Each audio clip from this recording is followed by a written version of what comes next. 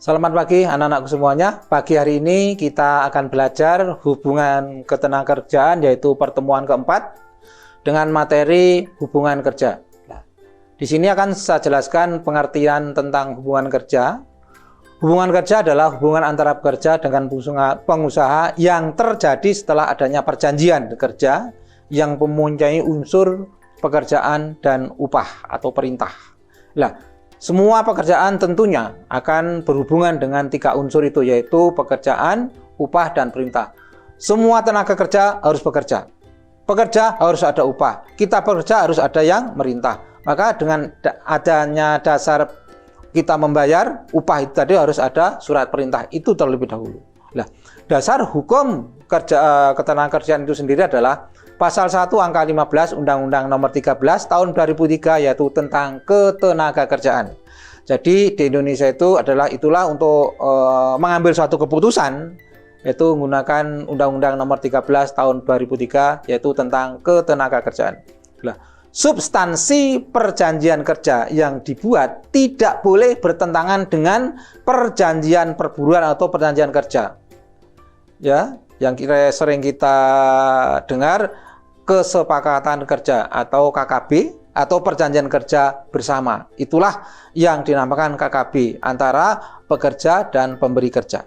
Nah, pengertian perjanjian kerja itu adalah berdasarkan pasal 1601A KUH Perdata. Suatu perjanjian di mana pihak ke-1 atau buruh mengikatkan dirinya ya di bawah perintah tentunya pihak lain atau majikan atau pemberi kerja itu tadi untuk suatu waktu tertentu melakukan pekerjaan dengan menerima upah. Jadi bekerja itu harus menerima upah dan juga harus menerima surat perintah. Itulah pekerjaan. Karena dasar hukum mengeluarkan upah adalah surat perintah tersebut. Nah, perjanjian kerja menurut pasal 1 angka 14 Undang-Undang Nomor 13 Tahun 2003, perjanjian kerja adalah suatu perjanjian antara pekerja, buruh, dan pengusaha atau pemberi kerja yang memuat syarat-syarat kerja, hak dan kewajiban kedua belah pihak, yaitu antara pekerja dan pemberi kerja. Unsur-unsur dalam perjanjian kerja itu ada tiga. Yang pertama, adanya unsur bond atau pekerjaan, harus ada pekerjaan yang diperjanjikan dari pemberi kerja tersebut. Yang kedua, adanya unsur perintah atau majikan terhadap bawahannya. Jadi pemberi kerja dengan penerima kerja. Adanya upah. Dengan adanya upah itu adalah harus ada dasar hukumnya, yaitu perintah dari pemberi kerja itu sendiri. Syarat-syarat sahnya perjanjian kerja, yang pertama, kesepakatan kedua belah pihak, ya, antara pekerja dan pemberi kerja. Yang kedua, kemampuan atau kecakapan melakukan perbuatan hukum. Nah, harus cakap, mampu untuk mengerjakan suatu pekerjaan. Hal-hal yang tertentu dengan adanya pekerjaan itu tadi yang diperjanjikan. Adanya kuasa yang halal, yaitu tidak bertentangan dengan ketertiban hukum atau ketertiban umum, kesusilaan, dan ketentuan peraturan perundang-undangan yang berlaku tentunya. Macam-macam pekerjaan di sini adalah itu adanya PKWT, yaitu perjanjian kerja waktu tertentu. Ya. Ada kontrak, yang dinamakan kontrak itu adalah perjanjian kerja antara pekerja atau buruh dengan pengusaha untuk mengadakan hubungan kerja, ya, hubungan kerja dalam waktu tertentu atau untuk pekerjaan tertentu. Oke. Outsourcing, ya, outsourcing. PKWTT, yaitu perjanjian kerja untuk waktu tidak tertentu. Ya. Dua, masa percobaan, perjanjian kerja antara pekerja atau buruh dengan pengusaha untuk mengadakan hubungan kerja yang tidak ditentukan waktunya dan bersifat tetap. Nah, itulah sifatnya macam-macam perjanjian kerja itu. Nah, PKWT itu sendiri adalah hanya dapat dibuat, sekali lagi, PKWT sendiri adalah untuk pekerjaan tertentu yang menurut jenis dan sifat atau kegiatan pekerjaannya akan selesai dalam waktu tertentu, yaitu pekerjaan yang sekali selesai atau yang sementara sifatnya, ya, sementara sifatnya. Pekerjaan yang diperkirakan penyelesaiannya dalam waktu yang tidak terlalu lama dan paling lama 3 tahun, ya, itulah yang dinamakan pekerjaan yang diperkirakan penyelesaiannya dalam waktu yang tidak terlalu lama dan paling lama 3 tahun. Nah, jika jangka waktu perjanjiannya itu habis, maka PKWT dapat diperpanjang kembali, ya, dapat diperpanjang kembali dan diperbarui kembali perjanjiannya itu. PKWT yang berdasarkan pada jangka waktu tertentu dapat diadakan untuk paling lama 2 tahun, ya, 2 tahun. Dan selanjutnya setelah itu hanya boleh diperpanjang 1 kali untuk jangka waktu paling lama 1 tahun. Nah, PKWT itu sendiri adalah tidak mensyaratkan adanya uang pesangon, ya. Saya ulangi, PKWT itu sendiri adalah tidak mensyaratkan adanya uang pesangon dan uang penghargaan masa kerja jika terjadi PHK karyawan. Bagaimana Pak jika perusahaan itu memberikan? Ya nggak apa-apa, boleh diperbolehkan. Namun tidak diwajibkan untuk memberikan pesangon bagi pekerja PKWT atau pegawai yang tidak tetap itu tadi. Semua ketentuan yang mengatur hubungan kerja antara perusahaan dan karyawan yaitu diatur berdasarkan isi perjanjian tersebut yang saya sudah jelaskan di depan tadi antara perjanjian pekerja dan pemberi kerja. Itulah perjanjian di situ, ya. Isi perjanjian itu bisa saja mengabaikan ketentuan-ketentuan yang ada dalam Undang-Undang Ketenagakerjaan sepanjang perusahaan dan karyawan itu adalah menyepakatinya, ya. Semua itu harus sepakat, ya. Semua itu harus sepakat. Nah, pengertian PKWTT, ya, saya ulangi, pengertian PKWTT adalah perjanjian kerja antara pekerja atau buruh dengan pengusaha untuk mengadakan hubungan kerja yang tidak ditentukan waktunya dan sifatnya tetap, ya, yang sifatnya tetap. Nah, PKWTT dapat mensyaratkan adanya masa percobaan kerja, ya. Saya ulangi kembali biar jelas. PKWTT dapat mensyaratkan adanya masa percobaan kerja, yaitu untuk paling lama 3 bulan. Saya ulangi, waktunya paling lama 3 bulan. Nah, selama masa percobaan, perusahaan wajib membayar upah pekerja dan upah tersebut tidak boleh lebih rendah dari upah minimum yang berlaku di wilayah itu.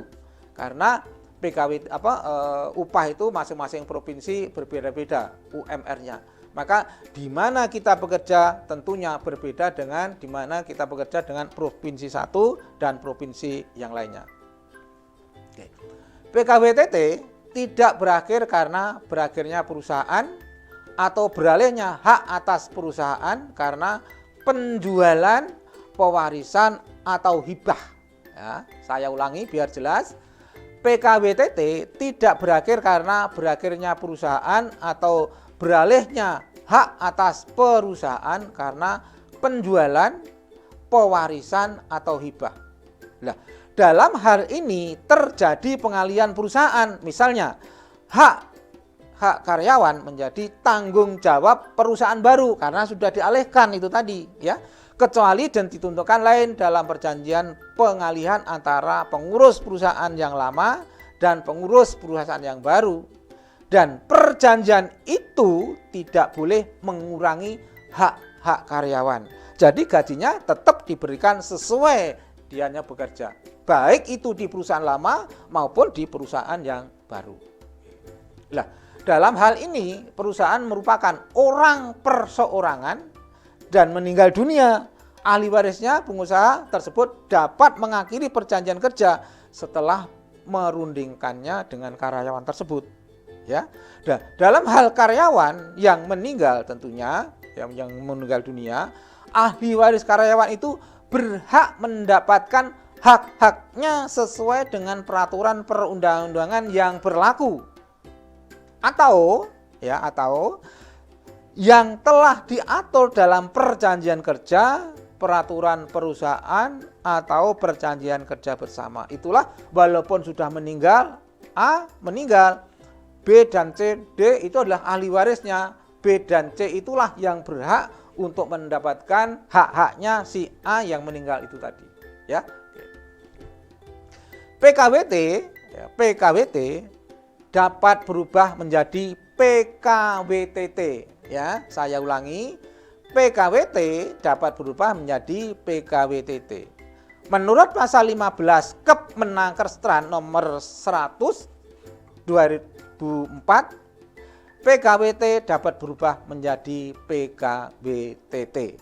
Apabila PKWT yang tidak dibuat dalam bahasa Indonesia dan huruf Latin berubah menjadi PKWTT sejak adanya hubungan kerja itu tadi.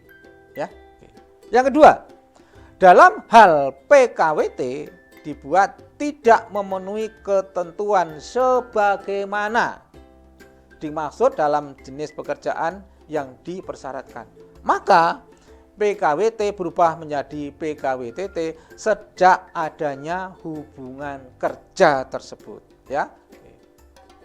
Nah, dalam hal PKWT dilakukan untuk pekerjaan yang berhubungan dengan produk baru. Ya, saya ulangi biar jelas.